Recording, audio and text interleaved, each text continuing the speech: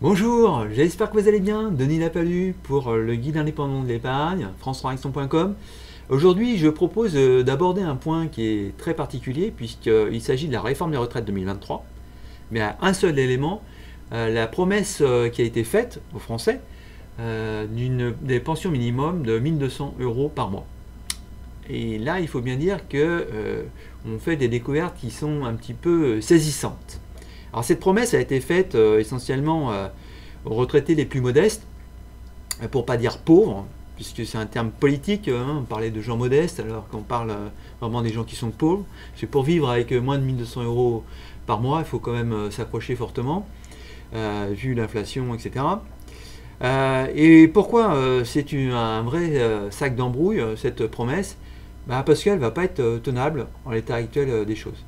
Là, on est début février, et vous avez été déjà plusieurs à m'alerter sur ce point en me disant que la promesse qu'on retrouve dans les médias, et dont les médias parlent à chaque émission sur cette réforme des retraites, c'est le 1200 € minimum de pension pour plusieurs millions de Français. Mais si on rentre dans les détails, on s'aperçoit vite que ce n'est pas ça la promesse qui a été faite. Loin de là.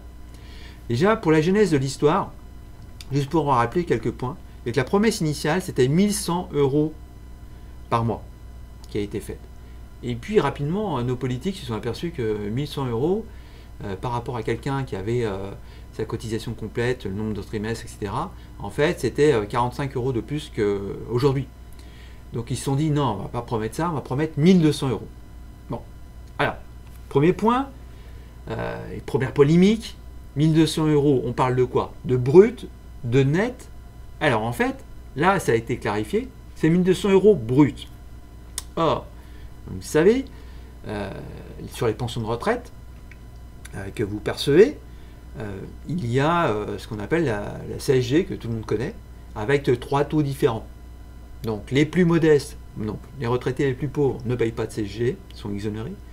Et puis après, il y a trois niveaux graduels d'application de la CSG. Donc on parle bien de brut. Ok, déjà, premier point. Ensuite, le point qui a été également clarifié, c'était de savoir si les retraités qui sont actuellement, qui ont déjà pris leur retraite, donc qui sont retraités, c'est le terme, allaient pouvoir bénéficier de cette réforme. Et bien là, Elisabeth Borne, notre première ministre, a confirmé que effectivement, les retraités actuels allaient bénéficier de cette réforme et donc allaient pouvoir avoir un minimum de pension égal à 85% du SMIC. Alors, bon, deux promesses, 85% du SMIC et 1200 € brut par mois de pension minimale. Alors si on regarde, bon, hein, on va faire un peu de maths, 0,85 fois, donc 85% du SMIC actuel, ça me donne 1149 €. Donc déjà, par rapport à mes 1200, je vois qu'il y a comme un petit malaise. Alors, et c'est bien par rapport, c'est SMIC net qu'il faut regarder, 85% du SMIC net était censé les 1200 € brut de pension. Et là, on n'est qu'à 1149. Alors, le ministère a répondu, oui, mais alors, oui, vous êtes gentils, nos amis journalistes, mais en fait, vous n'avez pas tenu compte de l'augmentation du SMIC qui va avoir lieu cet été 2023, là, bientôt, dans quelques mois. Et donc, vous verrez, avec l'inflation, etc., et les règles d'embrouille du recalcul du SMIC, vous verrez, on sera à un SMIC net qui sera à 1200, peut-être même un peu plus, de 1200 € par an. Ok? Donc voilà. Première porte est fermée, on sera bien à 85% du SMIC, 1200 € brut de pension minimale par mois. Pour qui? Donc pour les futurs retraités et pour les retraités actuels. Et là, beaucoup de retraités actuels ont envoyé leur feuille en disant, regardez, moi je touche 700 € de pension de base, plus 180 € de complémentaire Agir, que machin, tout ça. Veuillez m'expliquer comment vous allez faire pour que je perçoive mes 1200 € bruts de pension par mois. Et là, effectivement, ben, la réponse est toute simple. Ben, non, en fait, ça ne va pas le faire. Ça ne va pas le faire du tout. Ça va juste le faire pour ceux qui auront cotisé l'intégralité des trimestres demandés au SMIC minimum. C'est-à-dire que si vous avez été en temps partiel, même si vous avez tout votre trimestre de cotiser, hein, donc on va refaire le truc, hein, mais bon, c'est 168 trimestres qu'il faut valider actuellement en 2023 hein, pour avoir votre équivalent taux plein. Et puis il faudra 172 trimestres à l'horizon 2027. Mais si votre niveau de salaire n'était pas au SMIC durant toutes ces périodes-là, bah, vous n'aurez jamais vos 1200 € de pension nette par mois. Voilà. Donc c'est la mauvaise nouvelle en fait. Et donc ils sont en fait, même au niveau du ministère, ils ne savent pas du tout quel est le nombre de retraités actuels qui vont être impactés par cette réforme. Puisqu'il faut refaire des calculs, il faut faire des rappels pour savoir quel a été leur niveau de cotisation à leur début de carrière, c'est voir si bon, le nombre de trimestres à valider, c'est facile à connaître. Par contre, c'est le niveau de cotisation qu'ils ont eu durant ces trimestres-là.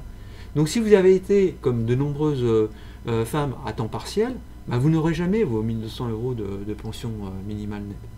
Brut. C'est brut, c'est pas net. Voilà. Donc, à qui la faute de tous ces effets d'annonce, etc. Un peu tout le monde. Oui, il y a, bon, vous savez, quand les politiques lancent des réformes, bah forcément, hein, ça fait plaisir à personne, cette réforme de retraite, il faut la subir, ça nous impose de travailler plus longtemps. Ils essayent de trouver des arguments pour que, bon, on y aille à reculons, mais on y aille quand même.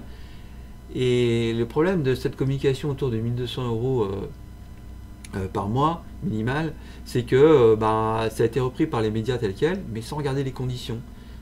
Personne n'a lu les petites mentions en bas qui consistaient à dire que bah, c'est pour quelqu'un qui a cotisé au minimum au SMIC durant tous les trimestres. Donc c'est assez pathétique puisque du coup bah, voilà, ça a fondé un espoir, ça a généré un espoir, bah, et du coup ça va être une grosse frustration puisque les retraités actuels n'auront pas droit à ça, et les futurs non plus. Du coup, les temps partiels, etc. Donc là, ils sont en train de bricoler, donc il y a Olivier Dussopt qui essaye de rétro-pédaler là-dessus, et ils vont essayer de nous bricoler un truc pour que, bon, bah, finalement, on n'arrive peut-être pas aux 1200 € pour tout le monde, mais bon, qu'il y a un vrai signe d'amélioration. Donc voilà. Donc une fois de plus, c'est toujours pareil, quoi.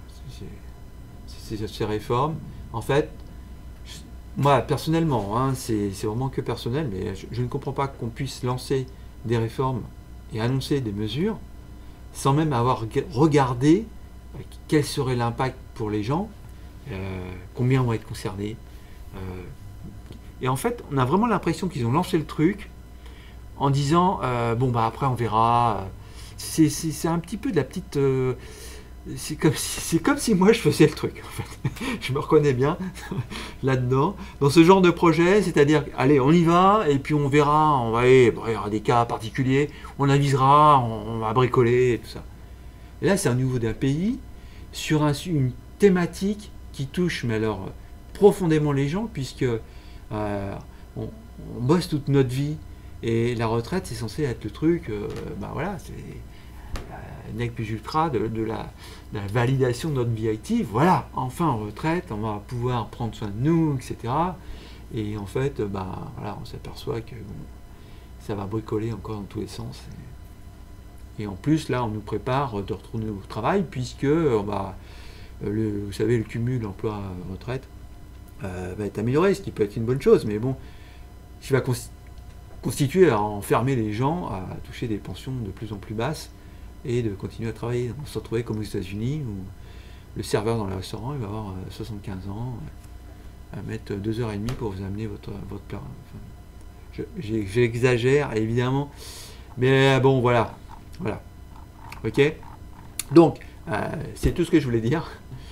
Détails chiffrés. Donc j'en ai des détails chiffrés de tout ça dans les commentaires. Donc c'est un article, je vous mettrai, à chaque fois je vais procéder ainsi en fait, quand je fais une vidéo sur un sujet, je vous mettrai dans la description en dessous le lien de l'article, parce que sur le site c'est assez dur à retrouver, je le reconnais moi-même, parfois je m'y perds.